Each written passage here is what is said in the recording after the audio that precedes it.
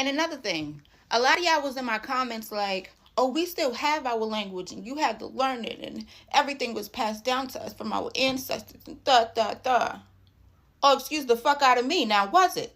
So the part in Indian history where it says that the culture and language and stuff like that was stripped from the Indians and they lost it because of the atrocities and wars that was going on their land when the colonizers got, that part don't apply to y'all?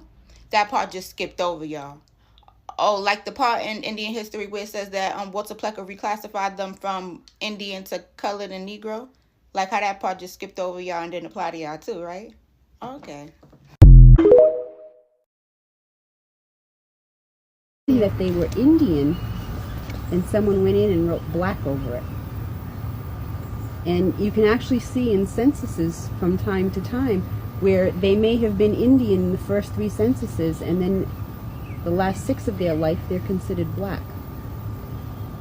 But you also notice something else on those censuses, that they were together here and they're still together here. It hasn't mattered what people have decided to do, you know, how they wanted to do what they wanted to do. We've stuck together.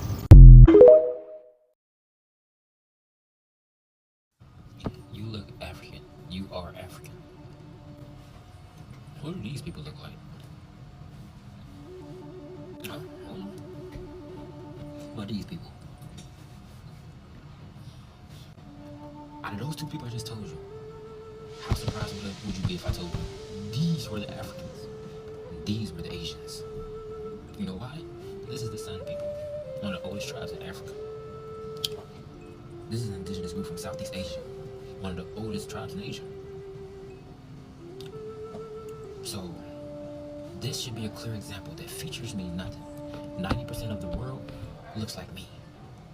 Get used to this face, people. Let's talk about timelines. 1. The Black indigenous nations came first. For thousands of years, we had the Yamasee, the Wichita, the Nottoway, the Saponi, the Gali, and some mound-building civilizations here in the Americas. 2. So-called Native Americans arrived later. They migrated into the Southeast from other regions. Through the 16th and 1700s, Black indigenous tribes and the so-called natives lived side by side together. They intermarried, coexisted, traded with each other. Oh wait, let me back it up a little bit. In 1492, Christopher Columbus arrives, but the Black indigenous tribes and the Native Americans already was coexisting with each other. Up until the Yamasee War of 1715 and 1717, this is where Black indigenous nations and some other tribes resisted European colonization. By the early 1700s, Native Americans signed treaties leading to land in alignment with the colonizer powers. Black indigenous nations didn't surrender. This is why we were stripped from our languages, stripped from our land. We were enslaved in our own land. We were prisoners of war. By the indigenous Black tribes not surrendering, birthed the start of the paper erasure and reclassification systems of 1887 to the 1920s. In 1924, the laws like the Racial Integrity Act forcibly removed tribal labels from Black indigenous families, relabeled them as Negro, Colored, or Mulatto.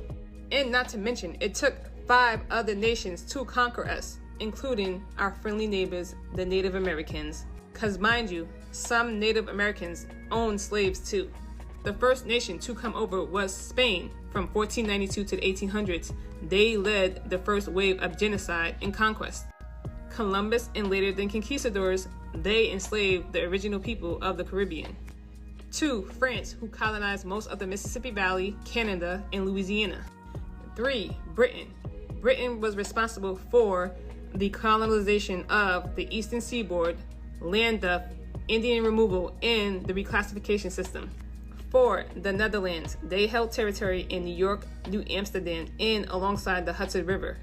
5. Portugal. Although they had little claim to the land, their systems influenced how racial categorizations evolved across the Americas, including the categorization of mulatto, Indio, and Negro.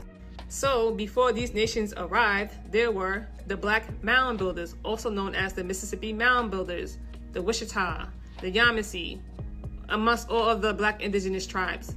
So, because we wouldn't fall so easily, it took 5 nations to do what one couldn't.